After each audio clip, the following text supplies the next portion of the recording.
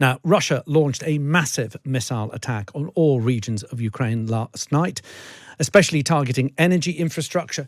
7 people have died, and officials report severe damage to power systems across the country.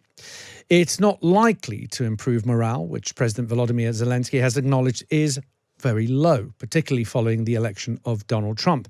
But as the Sunday Times reports, President Zelensky has a 10-point resilience plan to boost the mood and reassure citizens. Well, let's welcome to the show Lesia Vasylenko, Ukrainian MP for the Holos Party, who's joining us from Kyiv in Ukraine. Lesia, thank you so much for giving us your time. Yes, hello.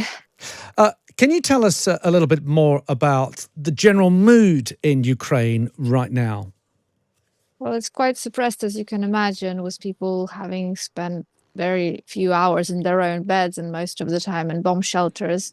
The metro stations were overcrowded this morning as mothers with children and all sorts of people were seeking refuge from the Russian missiles and drones that were launched. It was a mixed attack, meaning that there were not just the Shahed drones, but also supersonic missiles that were launched on Kyiv and, in fact, all of Ukraine. The target being critical infrastructure, meaning power lines, power generating stations, but of course, residential housing was also hit.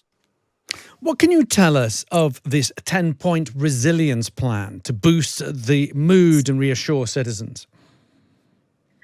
It's one of the plans of President Zelensky, which is today much needed, including with his victory plan and his peace plan, that are working to make sure that not just the Ukrainian people stay together, but also the whole international community stays together to counter Russia's aggression effectively. But of course, it depends, yes, on the unity of the Ukrainian people, which is still there, but also, and first and foremost, I would say, on our international partners obliging by their commitments to deliver weapons to Ukraine. Unfortunately, there's no sustainable delivery, systemic delivery of everything that has been pledged to Ukraine still to date. I want to focus on that delivery in a moment. But first, President Zelensky was quoted as saying earlier this week that the war will end sooner because of the election of President Donald Trump. What do you think he means by that?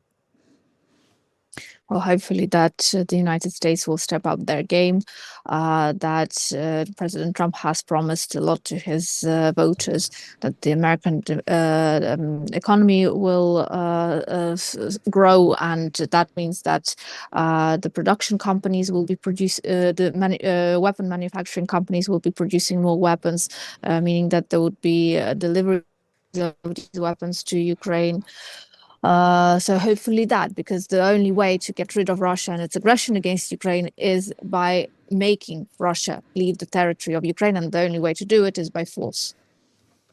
Is there no worry in Ukraine and from the Ukrainian government that, there are a lot of people around Donald Trump and in his incoming administration that have questioned the amount of support and particularly money that has been sent to Ukraine from the US?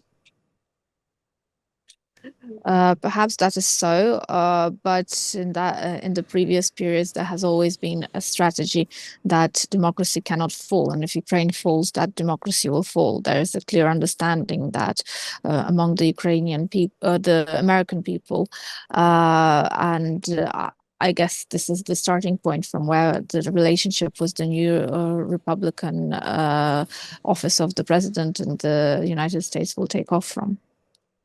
I want to get your thoughts on a post on X from Elon Musk and his involvement in negotiations in Ukraine. It was a quote tweet from Elon Musk. There was a tweet that put out the words of President Zelensky saying the US cannot force us to sit and listen at the negotiating table. We are an independent country, so says the Ukraine's President Zelensky in Ukraine radio interview. That was commented on by Elon Musk, saying he has his sense of humor is amazing. What do you make of that comment, and what do you make of Elon Musk's involvement in the peace negotiations? I'm not sure if Elon Musk will be involved in those peace negotiations and who will be involved in the peace negotiations for that matter, as it all depends on the final setup of the US administration, including of Congress and of Senate. However, comments like this, they are very much in the style of Elon Musk. I would differentiate between what you're selling to the voters, what you're selling to your audiences, and what you're actually doing. The negotiation process with Russia in particular is not a straightforward one, and you would be surprised as to how much is going on in the background of what is not visible in the headlines and what is not talked about politicians publicly. Do you think Elon Musk is a friend of Ukraine?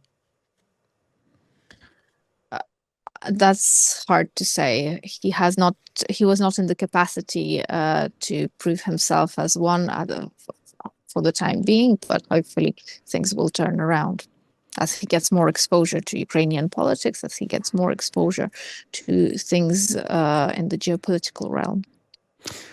Just looking ahead, you mentioned the supply issues. Can Ukraine survive and win the war against Russia if Donald Trump puts a time limit on his aid to Ukraine? If Donald Trump said, look, I'm prepared to fund this for X amount of time, but no more after that, does Ukraine survive?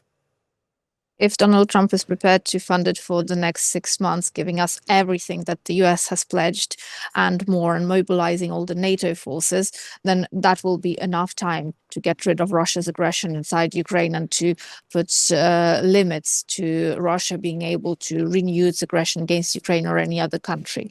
But there's a big if there. The production lines need to be operating properly for defense manufacturing, and the deliveries of the goods to Ukraine need to be happening on time. And if Donald Trump requests that both Volodymyr Zelensky and Vladimir Putin sit down with him to strike out some deal, will Volodymyr Zelensky be at that table? At this point in time, I very much doubt that. Why? At this point in time, there is no way that a deal can be struck unless there is an agreement that Russia gives up all of Ukrainian territories. And with the advances that Russia is making, this is highly unlikely. Lesia Vasylenko, thank you so much for giving us your time. I really do appreciate it. Ukrainian MP for the Holos Party, speaking to us from Kyiv.